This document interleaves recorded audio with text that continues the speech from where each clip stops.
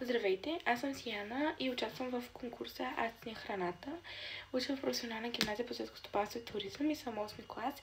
И днес ще ви покажа как приготвям бананов сладкиш. Като съставки трябва да са почти с изтекъл срок.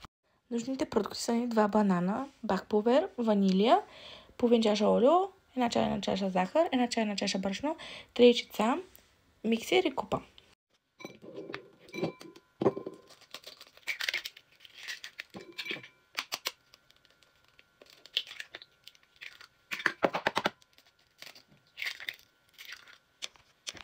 Разбиваме яйцата и прибавяме захарта.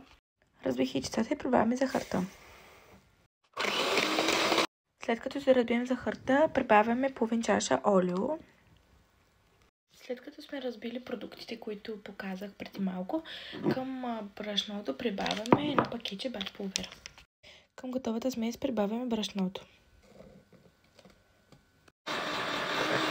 След като сме си направили сместа, вземем една купичка и намачкаме двата банана.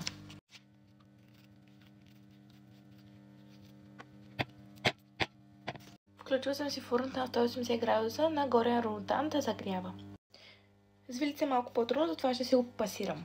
Пасираните банани трябва да изглеждат ето по този начин. И сега добавяме сместа от бананите към тази смес. Готовата ни смес вече трябва да изглежда така. Вземаме си една тавичка по избор, моята е такава. И си я намазняваме с олио.